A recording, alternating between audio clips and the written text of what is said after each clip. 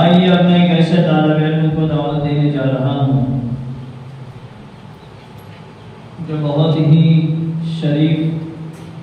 بہت ہی خاموش مزاج،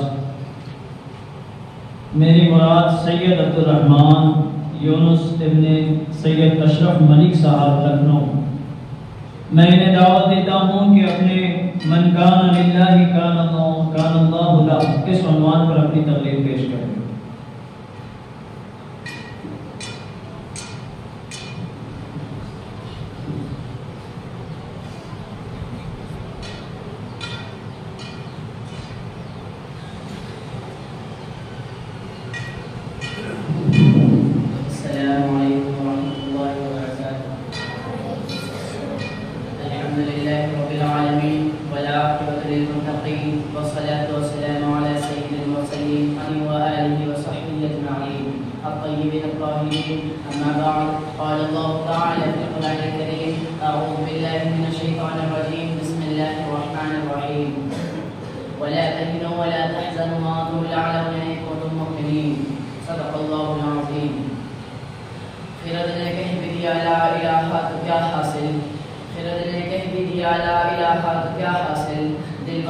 مسلمان نہیں تو کچھ بھی نہیں۔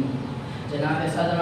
حکم صاحبان، معزز اساتذہ کرام اور میرے عزیز ساتھیوں،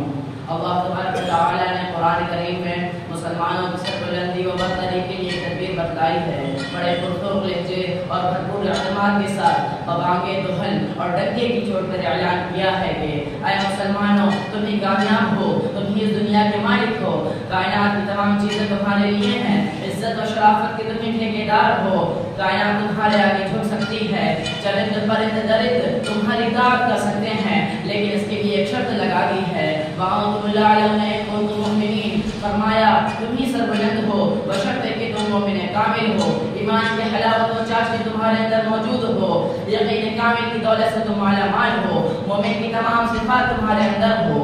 فرزندان اسلام، اللہ تعالیٰ نے اس مختصر سے جملے اور اس چھوٹی سی آیت میں حقیقت کا انکشاف کیا ہے، آنکھیں کھول دی ہیں، صاف طریقے سے فرما دیا ہے کہ تمہیں گھبرانے کی ضرورت نہیں ہے، کوئی خوف محسوس نہ کرو، دنیا کی کوئی چیز تمہاری کچھ نہیں بگاڑ سکتی، شیر تم سے ڈر سکتے ہیں، چیتے تم سے کپکپا سکتے ہیں،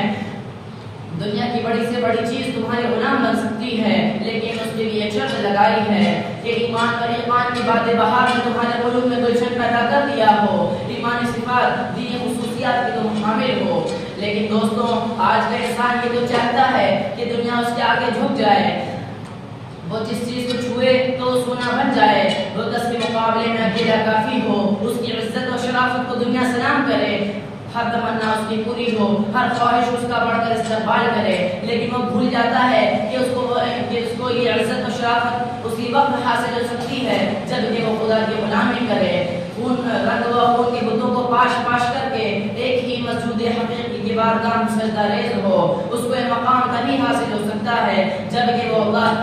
جب کہ اس کی ہر چیز اللہ کی ہو جائے۔ شیخ سعدی رحمۃ اللہ علیہ نے ایک شخص کو دیکھا کہ وہ شیر پر بیٹھا ہوا ہے، ڈنڈا اس کے ہاتھ میں ہے، وہ شیر کا کہنا رہا ہے، اس کو جدھر چاہتا ہے چلاتا ہے، اس کو جدھر چاہتا ہے چلاتا ہے، شیر بھی بلا چمو چلا اس کی تابعداری کر رہا ہے، اس کے آگے آگے چل رہا ہے۔ شیخ صاحب نے جب یہ حالت دیکھی تو انہیں بڑا تعجب ہوا، انہیں متعجب و حیران دیکھ کر اس شخص نے کہا، اے سعدی تم تعجب کیوں کرتے ہو، یہ تو شیر ہے، دنیا کی ہر چیز تمہارے تابعدار بن سکتی ہے، لیکن اس کے لیے شرط ہے، تو از حکم داور گردن نہ پیچ، تو از حکم داور گردن نہ پیچ، کہ گردن نہ پیچت از حکم توحید، کہ تم خدا کے حکم سے سرتابی نہ کرو، دنیا کی کوئی چیز تمہارے حق سے سرتابی نہ کرے گی۔ کسی عارف نے سچ کہا ہے، من کان للہ کان اللہ لہ، کہ جو اللہ کا ہو گیا اللہ اس کا ہو گیا۔ حضرات، آج مسلمانوں کی حالت یہ ہے کہ وہ ایمان سے کو صدور، حقیقی معرفت کے ان کے پاس کوئی نام و نشان نہیں، نہ اس کے کوئی مقام ہے، نہ منصب و ٹھکانہ، وہ در در کی ٹھوکریں کھاتا پھر رہا ہے۔ کل جو تمام دنیا پر حکومت کرتا تھا آج وہ غلام بنا ہوا ہے، کل جو سمندروں میں گھوڑے ڈالتا تھا آج وہ خود پانی سے لڑتا ہے، کل جو ہواؤں کے رخ موڑ دیتا تھا آج ہواؤں کے تھپیڑے اس کے رخ کو جھلسا دیتی ہیں، کل جو آگ سے صحیح و سلامت نکل جایا کرتا تھا آج اس کی حالت یہ ہے کہ ایک ہی چیز بیماری اس کے پورے وجود کو خاکسار کر سکتی ہے۔ حقیقت یہ ہے کہ فلاکت اور بدنوں سے گھیر لیا ہے، پریشانی و ضب و حالی اس کی قسمت بن چکی ہے، اس کا ایمانی شعلہ سرد پڑ چکا ہے۔ مولانا حالی نے اس کے بارے میں بڑے درد بھرے انداز میں اس کا رونا رویا ہے۔ گھٹا سر پہ ادوار کی چھا رہی ہے، فلاکت سما اپنا دکھلا رہی ہے، نحوست پس و پیش منڈلا رہی ہے، جب وہ راست سے یہ صدا آ رہی ہے کہ کل کون تھے آج کیا ہو گئے تم، کہ کل کون تھے آج کیا ہو گئے تم، ابھی جاگتے تھے ابھی سو گئے تم۔ سامعین کرام، یہ حقیقت روز روشن کی طرح آیا ہے کہ آج ہمیں اپنے ایمان کا بھی پاس و لحاظ نہیں رہا ہے، صرف نام کے مسلمان باقی رہ گئے ہیں، مسلمانوں کی وہ صفات باقی نہیں رہی، وہ جوش و ہمت، وہ جذبہ اطاعت، وہ اخلاص للہیت نہیں رہی۔ آج کفر ہمارے پر ہنس رہا ہے، باطل ہم پر خندہ زن ہے، اور ہم ہیں کہ خدا کو فراموش کیے بیٹھے ہیں۔ علامہ اقبال نے قوم کو احساس دلاتے ہوئے کہا ہے، خندہ زن کفر ہے، احساس تجھے ہے کہ نہیں، خندہ زن کفر ہے، احساس تجھے بھی ہے کہ نہیں، اپنی توحید کا کچھ پاس تجھے ہے کہ نہیں۔ دوستوں، ایک وہ ہی مسلمان تھے کہ جب مدائن فتح کرنے کے لیے گئے تو راستے میں سمندر پڑ گیا، مشورہ کیا گیا کہ اب کیا کرنا چاہیے۔ مسلمانوں کے پرجوش ولولے نے کہا کہ یہ ایمان کی طاقت کے سامنے یہ سمندر کیا چیز ہے، ہم اسی میں گھوڑے ڈال دیں گے۔ چنانچہ مجاہدین اسلام نے صحابہ اکرام کے اس مقدس جماعت میں سمندروں میں گھوڑے ڈال دیے اور اس طرح باتیں کرتے ہوئے گزر گئے جیسے خشکی پر سے گزر رہے ہوں۔ کافروں نے جب یہ حالت دیکھی تو یہ کہتے ہوئے بھاگ گئے، دیوان آمدند دیوان آمدند، کہ دیو آ گئے دیو آ گئے۔ اسی طرح مجاہدین اسلام کو فتح حاصل ہوئی۔ اقبال مرحوم نے خوب ترجمانی کی ہے، دشت تو دشت دریا بھی نہ چھوڑے ہم نے، دشت تو دشت دریا بھی نہ چھوڑے ہم نے، بحر ظلمات میں دوڑا دیے گھوڑے ہم نے۔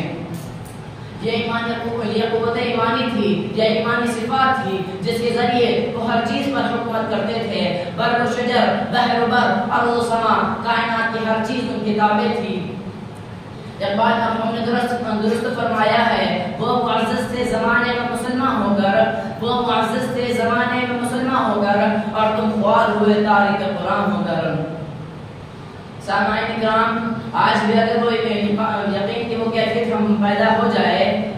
آج بھی اگر وہ ایمان پیدا ہو جائے، یقین کی وہ کیفیت ہمارے اندر آ جائے، ظاہر کے مسلمان نہیں باطن اور اندرون قلب کو مسلمان بنا لیں، تو کوئی وجہ نہیں کہ ہمیں عزت حاصل نہ ہو، ہمیں دونوں جہان میں کوئی ٹھکانہ نہ ملے، اطمینان سکون ہمیں میسر نہ ہو، باطل اور طاغوت کی طاقتیں ہم سے نہ ڈرنے لگے ہیں۔ قرآن مجید کا یہ اعلان ہماری زندگی کے عین مطابق ہونا چاہیے، یہ شرط اپنے اندر پیدا کریں، وَلَا تَهِنُوا وَلَا تَحْزَنُوا وَأَنْتُمُ الْأَعْلَوْنَ إِن كُنتُم مُؤْمِنِينَ۔ آج بھی ہو جو براہیم سیما پیدا، آج بھی ہو جو براہیم سیما پیدا، آگ کر سکتی ہے انداز گلستان پیدا۔ دعا ہے کہ اللہ تعالیٰ ہمیں یقین کامل کی دولت سے مالا مال فرمائے اور ہمیں مومن کامل بنائے، آمین یا رب العالمین، وآخر دعوانا الحمدللہ رب العالمین۔